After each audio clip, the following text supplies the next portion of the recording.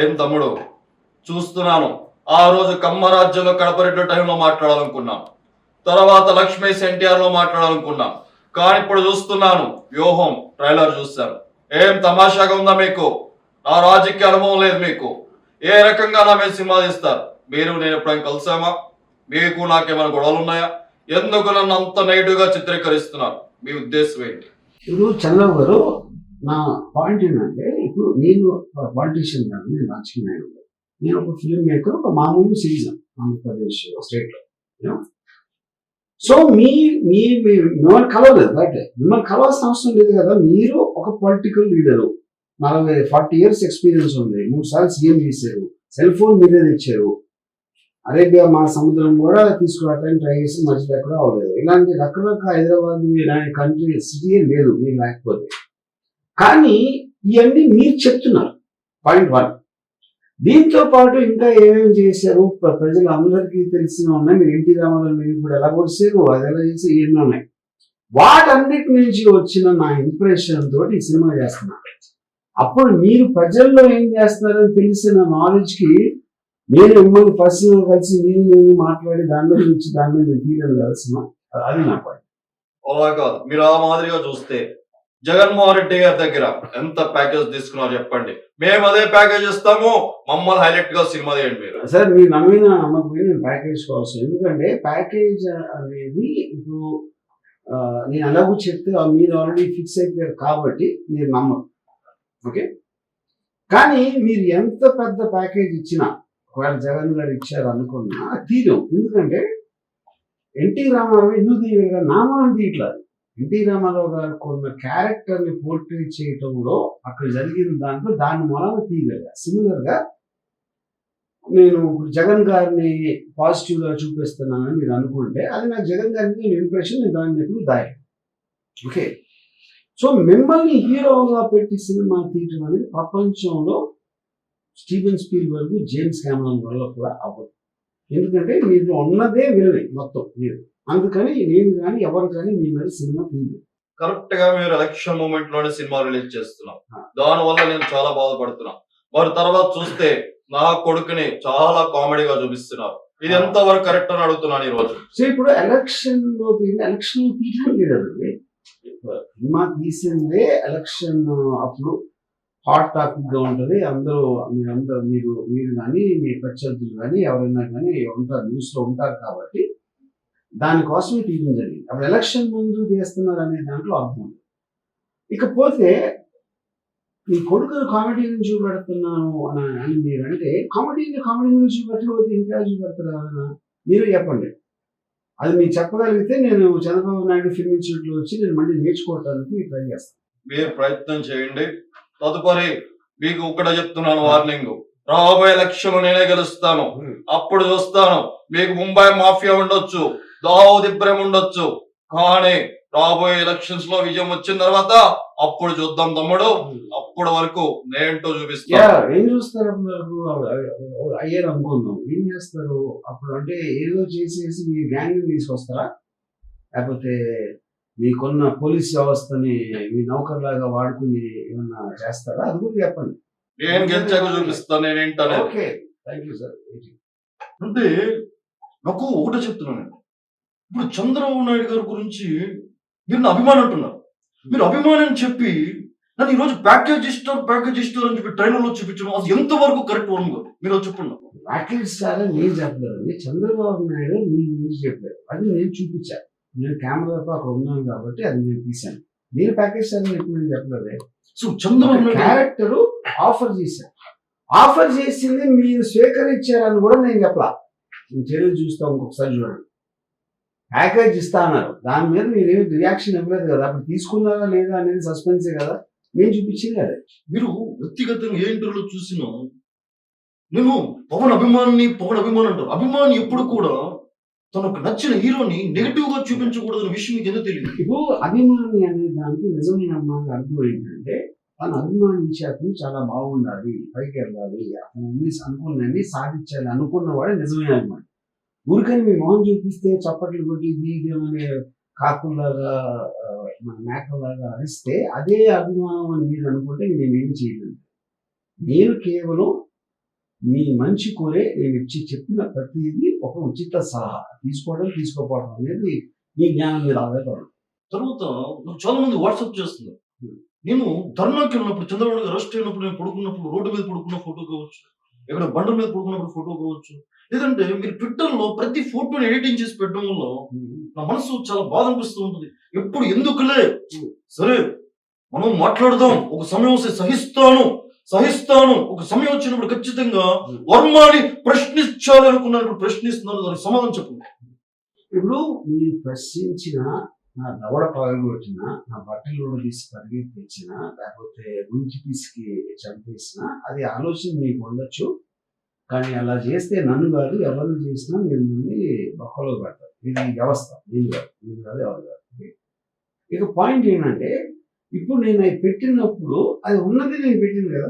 మీరు పబ్లిక్ డొమైన్లో ఉన్నారు, మీరు ఒక సూపర్ స్టార్, మీరు ఒక పాలిటీషియన్. సో పబ్లిక్ డొమైన్లో ఎవరు ఉన్నా సరే, ఎవరైనా సరే వాళ్ళ తోచిన విధంలో ఒక రెస్పాండ్ అవ్వచ్చు దానికి. అప్పుడు నేను 1 month ముందు మీ ఫోటోలు పెట్టాను వ్యూహంలో. మీరు అది చూసి అప్పుడు సిబిఎం గారు అరెస్ట్ అయినప్పుడు నా ఫోటోలు కాపీ కొట్టేది నేను మీ మీద అభియోగం పెడితే ఏం చేస్తాను మీరు? అప్పుడు నా ఫోటోలు నేను తీసిన అదే పోజ్లో అక్కడ మీరు కూర్చుంటే మీరు నా ఫోటోస్కి మీరు వాల్యూట్ ఇస్తున్నారు. మీరు ఆల్రెడీ చేసిన దాన్ని నేను ఇమిటేట్ చేసినప్పుడు మీరు చేయొచ్చు, కానీ నేను చేసిన తర్వాత మీరు పెడితే అప్పుడు ఎవరెవరిని అడగాలి? ఇది ఒక్కసారి ఆలోచించాం. అంటే మీ వ్యక్తిగతంగా మీరు సమాధానాలు బాగానే చెప్తారు, కానీ రాత్రిపూట అంటే ఏ హీరో మీద చూపించిన విధానం కరెక్ట్. మీరు నన్ను ఎందుకు ఫోకస్ చేస్తారు? అందరికన్నా మీరు ప్రతి హీరో కాబట్టి ఒకటి. నేను 2 మీరు ఒక్కరే పాలిటీషియన్ కాబట్టి. 3వది అడ్డదిడ్డంగా ఏమీ కన్సిస్టెన్సీ లేకుండా మాట్లాడే వ్యక్తి మీరు ఒక్కరే కాబట్టి. దానివల్ల అభిమానులు దాడి చేస్తారని భయం లేదా మీకు? సార్ మీ అభిమానులు, నేను చెప్తాను అది చెప్పాను ఇందాక, అది ఎవరెవరైతే ఆ ఫ్రంట్ బెంచ్ మీ మీటింగ్ దగ్గర ఉండి కైకి నడుస్తారో వాళ్ళు ఫస్ట్ మీ అభిమానులు. వాళ్ళు బుర్రలేని వాళ్ళు. మీ అమ్మాయి లేరంటలేదు, కోట్ల మంది ఉన్నారు. మా మదర్ కూడా మీ అభిమాని. వాళ్ళు మీ సినిమాని మిమ్మల్ని అభిమానిస్తారు. మీటింగుల దగ్గరకు వచ్చి అరిసే వాళ్ళ గురించి మీరు క్యారీ అయిపోయి మీ అసలు అభిమాని మీరు దూరం చేసుకున్నారు. దాంట్లో మా మదర్ నేను కూడా ఉన్నాం. వెనుకలో మోడీ గారు ఉన్నారు. ఆ విషయం మీకు తెలియట్లేదు. మోడీ గారు లాంటి వ్యక్తిని నేను ఈరోజు ఎంతగానో నేను ఆయన వెనక నుండి ఇదంతా చేస్తున్నా. అనంత గొప్ప వాళ్ళు ఉన్నప్పుడు కూడా మీరు కొంచెం కూడా భయం లేకుండా నా గురించి నెగిటివ్ ప్రచారం చేస్తున్నారంటే, నేను మళ్ళా చెప్తున్నాను, ఈ 29న సినిమా ఏ రకంగా రిలీజ్ అయ్యిద్దో, ఎలా రిలీజ్ చేస్తారో చూస్తా. ఇప్పుడు ఒకటి మీరు మోడీ వెనకాల ఉన్నారు. నేను ఏ ఫోటో చూసినా మీరు మోడీ వెనకాల ఉన్నారు. మోడీ వెనకాల లేడు. పాయింట్ 1 అది అక్కడ రాంగ్ ఇన్ఫర్మేషన్. సెకండ్ పాయింట్, ఇది చేస్తా అది చేస్తా మీరు చెప్తానే ఉన్నారు. ఎవరినో బట్టలు ఇప్పిస్తా, లేకపోతే చోటు చేస్తా, చంపేస్తా అని మీరు పొద్దున్న లెగిస్తే పదబ్బాలు పలుకుతూనే ఉంటారు. అది ఎంతవరకు ఒక్కటి కూడా దాని నుంచి రాలేదు. సో అలాంటప్పుడు అందులో భాగంగానే ఇది కూడా నేను ఒక empty vessels make lot of noise అని ఇంగ్లీష్లో ఒక సామెత ఉంది. అది ఒక్కసారి మీరు 2 లక్షల పుస్తకాలు చదివారు కాబట్టి ఆ పర్టికులర్ ఫేస్ అర్థం ఏంటో ఒకసారి అర్థం చేసుకోండి. అంటే ఈ సినిమా ట్రైలర్ చూస్తున్నప్పుడు ఏదో అన్నయ్య నేను నిజంగా మాట్లాడుకున్నట్టు, అన్నయ్య నాకేదో సలహా ఇస్తే అన్నయ్య మాట వినకుండా నేను వెనక్కి వెళ్ళిపోయి, మీరు చూసినట్టుగా ఈ ట్రైలర్ లో ఎందుకు అన్నయ్య ఇన్వాల్వ్మెంట్ చేయాల్సి వచ్చింది? నాకు చాలా బాధ అనిపిస్తుంది మీరు అన్నయ్య ఇన్వాల్వ్మెంట్ చేయడం. అదే ఇప్పుడు మీ అన్నయ్య కూడా పొలిటికల్ పార్టీ, అన్నయ్య కూడా ఫిల్మ్ స్టార్ మీలాగే. మీరే మీ అన్నయ్య షూస్ సాక్స్ వాసన చూస్తారని చెప్పారు. అన్నిట్లో అన్నయ్యని తీసుకుంటారని మీరే చెప్పారు. నేను చెప్పాను. అలాంటి వాటిలో ఇంత పెద్ద నిర్ణయం పార్టీ పెట్టి దాంట్లో మీరు ఎంతో కొంత మీ అన్నయ్యని చెప్పకుండా ఎట్లా ఉంటారు? ఇదే విషయం అలా అందరికీ తెలుసు, మీకు తెలుసు. సో అలా చెప్పింది, అలా ఉన్నది, అలా అలా అదే నేను ఇచ్చాను. నిజంగా వర్మ రాజకీయాలకు దూరం అయ్యే సినిమాలో ఎంతో ఉత్సాహంగా ముందుకెళ్తున్న నన్ను ఈ ట్రైలర్ లో పెట్టి వివరమైతే గాని శౌరమైతే గాని వివరం రాదు అన్న డైలాగులు పెట్టావు. నిజంగా మీరు తమ్ముడు పెడుతున్న పార్టీకి నాకు ఎటువంటి సంబంధం లేదు, తమ్ముడికి సలహా మాత్రం ఇవ్వగలుగుతాం. మీరు అలా చూపించడం నిజంగా నాకు చాలా ఆశ్చర్యంగా ఉంది. ఎందుకు మీరు అలా చూపించారు? అదే పాయింట్ అండి. చిన్న వైపు నేను చెప్పి అప్పుడు చిన్న విషయం. ఇప్పుడు మీరు ఒకే ఇంట్లో వచ్చి అంత అనుబంధాలు ఉన్న అన్నదమ్ములు అని అందరికీ కథ వినిపించి మీరు స్టేజ్ మీద ఫిలిం ఈవెంట్స్ లో అంత చెప్పిన తర్వాత 100% ప్రజారాజ్యం పార్టీ అనేది ఫీల్ అనేది కదా జనసేన పార్టీ పెట్టింది. ఎందుకంటే తమ్ముడుగా మిమ్మల్ని ఏమి అనలేక ఆయన ఇంకో పార్టీ పెట్టుకున్నాడు. అప్పుడు మీరు అంత కష్టపడి పైకి వచ్చి పెద్ద స్టార్ అయ్యి మీ తమ్ముడు అవ్వటం వలన తనకు వచ్చిన బూస్ట్ తోటి తను కూడా స్టార్ అయ్యి దాని తర్వాత మిమ్మల్ని మీరు చేసింది కరెక్ట్ కాదు నేను చేస్తా ఇప్పుడు అని జనసేన పార్టీ పెట్టినప్పుడు ఆ జనసేన పార్టీ కూడా అత్యంత దారుణంగా ఓడిపోతే ఎంతో కొంత మీకు ఆనందం కలగకుండా ఎట్లా ఉంటుంది నాకు చెప్పండి. మనిషి అన్నవాడుకి ఉండకుండా ఉంటుందా అనేది అది ఊహించి మేము చేసాం. అది మీరు అనుండొచ్చు, బయట అనుండొచ్చు, లోపల అనుకుండొచ్చు, ఇంట్లో జరిగి ఉండొచ్చు. సినిమా అనేది ఇంటర్ప్రిటేషన్. గాంధీ కస్తూర్బాతో గాంధీ సినిమా తీస్తే గాంధీ కస్తూర్బా బెడ్డుని ఏం ఆడుకున్నారు డైరెక్ట్గా ఎట్లా తెలుస్తుంది? ఏ సినిమా అయినా కూడా ఇంటర్ప్రిటేషన్. వాస్తవానికి మీరు మొత్తం దగ్గరుండి చూస్తున్నట్టు మొత్తం విన్నట్టుగా మీరు చిత్రీకరణలో అల్లు అరవింద్ కూడా పక్కన పెట్టడం నిజంగా చాలా బాధ అనిపిస్తుంది. అల్లు అరవింద్ ఎందుకు పెట్టాల్సి వచ్చింది? అంటే ఆయన కూడా మీ ఇంట్లో ఇంపార్టెంట్ పర్సన్ కాబట్టి మనకి అల్లు అరవింద్ గారు ఫిల్మ్స్ జానీ ఆ టైం నుంచి దానికి ఉన్న వాళ్ళిద్దరికి ఉన్న అభిప్రాయం చాలా సార్లు ఇండైరెక్ట్ గా కూడా పవన్ కళ్యాణ్ చెప్పడం జరిగింది. అందరికీ తెలిసిన ఒక విషయం ఏంటి, మీరు పవన్ కళ్యాణ్ కన్నా ఎక్కువ అల్లు అరవింద్ గారికి ఎక్కువ క్లోజ్. అలాంటప్పుడు మీ ఇద్దరు పవన్ కళ్యాణ్ గురించి వెనకాల మాట్లాడుకోవడం అనేది సహజమే కదా, అది నేను చూపించాను. చూశారు కదా వర్మ, ఈ సినిమాలో నన్ను పెట్టలేదు, లాస్ట్ సినిమాలో నన్ను బాగా పెట్టావు, జ్యోతిని బాగా చూపించావు, నన్ను బాగా చూపించావు. ఇప్పుడు వ్యూహం సినిమాలో జనాలందరూ కామెడీ ఎక్స్పెక్టేషన్ చేస్తున్నారు కదా, ఈ సినిమాలో నేను ఉన్నానా లేదా, నా పాత్ర తీసావా, క్లారిటీ చెప్పేసి. కామెడియన్ లొకేషన్ ఒక కొత్త యాక్టర్ అంటే అందుకని ఈ సినిమాలో మీ క్యారెక్టర్ పెట్టలా. అంటే లోకేష్ అంటే పప్పు అంటారు, అతనేనా? మీకు తెలుసు కదా, అందుకని వీడియో చేపిస్తారు కదా. అంటే మీరు ఏం చెప్పరు అంటే ఈ సినిమాలో నేను లేను. 191 దేశాలు తిరిగాను. ఈ ఎలక్షన్ లో కూడా నేను క్యాంపెయిన్ చేయబోతాను నెక్స్ట్ ఏపీలో. మీరు నన్ను పెట్టాలి కదా, పెడితే కదా అక్కడ జనాలు చూసి కామెడీ చూసేది. ఎందుకు పెట్టలేదు? నేను అదే చెప్తున్నాను, సినిమాలో కామెడీ అనేది ఇంపార్టెంట్, కానీ మీకన్నా బెటర్ కామెడియన్ నాకు దొరికాడు కాబట్టి ఈ సినిమాలో మిమ్మల్ని పెట్టలేదు. కానీ అతి త్వరలో వేరే సినిమా తీయబోతున్నా, దాంట్లో మీరే మెయిన్ హీరో. ఆ బయోగ్రఫీ తీయాలని ఎప్పటి నుంచో అడుగుతున్నా. వ్యూహం తర్వాత మళ్ళీ శబ్దం తీసేస్తున్నారు. నా శబ్దాల గురించి ఎప్పుడు తీస్తారని అడుగుతున్నాను. అంటే మీరు మాట్లాడుతున్నారు, మీరు నెక్స్ట్ టైం ఎప్పుడు అన్ని చోట్ల ఎలక్షన్ పోటీ చేస్తుందో ఏ సంవత్సరం ఎప్పుడైనా అయితే ఆ రోజున ఉట్టి మీరు ఒక్కరే ఉంటారు, ఏకపాత్ర మీ మీద వస్తున్నారు సార్. తప్పకుండా కావాలంటే జ్యోతి కూడా యాక్ట్ చేస్తుంది, మంచి జ్యోతి యాక్టింగ్.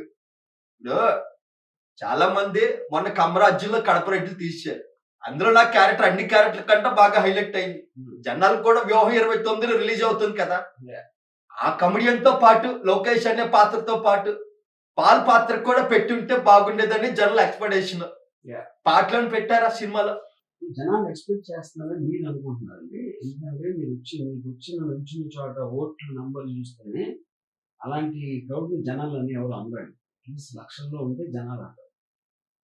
2000, 3000 ఓట్లు వచ్చిన మీరు జనాల ఎక్స్పెక్టేషన్ అంటే ఆ జనాల కామెడీయా మీరు కామెడీ అన్నమాట. సర్వే జన సుఖినో భవంతు, సర్వజనులు సంతోషంగా ఉండాలని నాన్నగారు ఆశీస్సులతో ఈ రోజు పార్టీని స్థాపించి ఎంతో విజయవంతంగా ముందుకెళ్తున్న సమయంలో వర్మ, అటు నా అల్లుడిని అలాగే బావగారిని నేను ప్రతిసారి నీతో చర్చించాలనుకున్నా. కలిసినప్పుడు బాగానే మాట్లాడతాం, కానీ కరెక్ట్ గా ప్రతి ఎలక్షన్ మూమెంట్ లో మొన్న బావగారు జైలుకి వెళ్ళి వయసు పెద్దవైనా ఎన్నో ఇబ్బంది పడి వచ్చాడు. ఇప్పుడు ఈ చిత్రంలో మళ్ళా ఆయన అలా చూపించడం, అల్లుడిని అలా చూపించడం, నా పిల్లల బాధపడడం, ఇవన్నీ అవసరమా తెలుగు పరిశ్రమలో? అవసరం కనుక చేశాను కదండి. అది టోటల్ దాంట్లో మీరు చెప్పిన అన్నింటి దాంట్లో నా టార్గెట్ ఎందుకు తీసాను అన్న దాన్ని ఆబ్జెక్టివ్స్ రీచ్ అవ్వడానికి నేను చేశాను. మీరేమో అంత పెద్ద కుటుంబంలో ఎన్టీ రామారావు గారి కొడుకు మీరు చేసి అక్కడ ఆ టైంలో మీరు మీ ఓన్ ఫాదర్కి మీరు వెన్నుపోటు పొడిసిన వాళ్ళతో మీరు చేరి అవన్నీ చేసి దాని తర్వాత అన్ని సంవత్సరాలు అయ్యాక మీరు ఆహా ఛానల్లో దానికి జస్టిఫికేషన్ ఇవ్వడానికి కూడా మీరు సీరియల్గా ట్రై చేస్తే, నా ఉద్దేశంలో మార్వలిస్టిక్గా మాట్లాడితే రియలిస్టిక్గా కాకుండా అది మీరు ఇంకా పెద్ద వెనుకబడి పొడిచారు సీరియల్ గారు కన్నా ఎక్కువ మీ ఫాదర్ అని నా ఉద్దేశం. అంటే తెలుగు చలనచిత్ర పరిశ్రమలో ఎంతో మంది ఉన్నారు, అందరి మీద తీయకుండా కేవలం అంటే ఒక బాలకృష్ణ ఉన్నాడు అనే భయం లేదా మీకు? నాకు ఎవరి మీద భయం లేదండి. నేనంటే నేను కూడా భయపడను. దాని కాదు నాకు అది. సో పాయింట్ అది ఇప్పుడు నేను మీకు సినిమా తీయను, మీరు నాకు చేయరు, నాకు అది లేదు. ఇంకా పర్సనల్ గా నేను ఒక సిటిజన్ గా నా ఒపీనియన్ చెప్తున్నాను సినిమా. కేవలం ఎందుకు బావగారిని మాత్రమే టార్గెట్ చేయాల్సినటువంటి పరిస్థితి, చాలా రాజకీయ నాయకులు ఉన్నారు, ఎన్నో ఉన్నాయి. నేను కూడా పార్టీలో కీలకమైనటువంటి వ్యక్తిగా ఉన్నాను. అలాగే ఆయన అల్లుడు పాదయాత్ర చేస్తున్నాను. ఈ వ్యూహం ట్రైలర్ లో మొత్తం అల్లుడు జంతుకులు తిన్నట్టుగా అది చిత్రీకరించడం, తర్వాత బావగారిని కానీ ఎందుకు ఈ తెలుగు పరిశ్రమ అంటేనే మన ఇద్దరం ఒక అన్న తమ్ముళ్ళలాగా కలమ్మ తల్లి బిడ్డలాగా ఉండాలి. ఏ డైరెక్టర్ చేయని పని కేవలం మీరు మాత్రమే చేస్తున్నారంటే అది తెలుగు సినీ పరిశ్రమలో ఎంతవరకు సమన్వయం? ఇప్పుడు మీరే పవన్ కళ్యాణ్ గారికి వచ్చే వాళ్ళు ఆలోచన అంటారు మీరే. లేదా బ్రెడ్ వేరు బ్రీడ్ వేరు అని మీరే అంటారు. సెగ్రిగేషన్ చేసినంత ఫస్ట్ మీరు ఫస్ట్ ఆఫ్ ఆల్. దాని తర్వాత తెలుగు ఇండస్ట్రీ అంతా కళామ తల్లి అంటే మీనింగ్ పాయింట్ 1. దాని తర్వాత జంతికల జ్యోతి అంటున్నా చూపిస్తున్న అల్లుడిని అంటే నేను చెప్పాను అది లొకేషన్ నేను చెప్పాలి. మీరు అనుకుంటే మీకు తెలుసు కాబట్టి మీరు ఎందుకు అనుకుంటున్నారు, కానీ ఎప్పుడు తింటా ఉంటాం మీరు చూశారు కాబట్టి మీరు ఇన్ఫర్ చేస్తారు. అప్పుడు అది మిమ్మల్ని మీరు ప్రశ్నించుకోవాల్సిన ప్రశ్న నన్ను అడగటం కాదు. చివరిగా సూటి ప్రశ్న, ఎందుకు చంద్రబాబు అంటే ఇష్టం లేదు, ఎందుకు జగన్మోహన్ రెడ్డి అంటే మాత్రం ఇష్టం? ఎందుకు మీరు జగన్మోహన్ రెడ్డికి మిగతా ఇప్పటికీ చాలా చిత్రాలు లక్ష్మీ ఎన్టీఆర్ ఆ సమయంలో కూడా చాలా ఆవేశపడినటువంటి సందర్భం, మరలా ఇప్పుడు ఇది ఎందుకు దీనికి క్లియర్ ఆన్సర్ అండి. December 29th మీరు ఏదైనా మీ చాలా విలువైన సమయంలో 2 గంటలు కేటాయించి వ్యూహం సినిమా చూస్తే మీకు క్లియర్ కట్ సమాధానం వచ్చేస్తుంది. సరే, నేను కూడా పెద్ద బడా నిర్మాతనే, నేనే ఒక ఎన్టీఆర్ ఆర్ట్స్ తరపు నుంచి మీకు ఇస్తాను. నాన్నగారి మీద ఒక అద్భుతమైన బయోపిక్ తీయండి. రాజశేఖర రెడ్డి గారు చేసిన తప్పు ప్రచారం అది ఎందుకు కేవలం వైఎస్ కుటుంబాన్ని మాత్రమే హైలైట్ చేస్తూ సినిమాలు తీయడం, నాన్నగారి చరిత్రను చెప్పలేకపోవడం, బావగారు నడిపించడం ఎందుకు? వర్మ గారు చాలా ఆవేశంతో అడుగుతున్నా మిమ్మల్ని. డెఫినెట్ గా మంచి ఐడియా అండి. అప్పుడు మీరు చంద్రబాబుతో కలిసి మీ ఇద్దరూ కలిసి మీ ఫాదర్ని ఎలా వెన్నుపోటుకొచ్చారు అనే ఒక దాని మీద చాలా డీటెయిల్ గా సినిమా తీయడానికి మంచి డ్రామా ఉంటుంది. అది మీరే ప్రొడ్యూస్ చేస్తానంటే నాకు ఏమాత్రం అభ్యంతరం. ఏదైనప్పుడు కూడా 29న సినిమా ఏ రకంగా రిలీజ్ చేస్తారో, ఏ రకంగా థియేటర్లో అవుతే నా తెలుగు తమ్ముడు సత్తా ఏంటో, నందమూరి అభిమానుల యొక్క సత్తా ఏంటో చూపించే సమయం నాకు వచ్చింది, బావగారికి వచ్చింది. అలాగే నా తమ్ముడు కళ్యాణ్ అభిమానులు కూడా అందరూ చూస్తారు. 29న మీరు ఒక్కలే, మేము ముగ్గురు.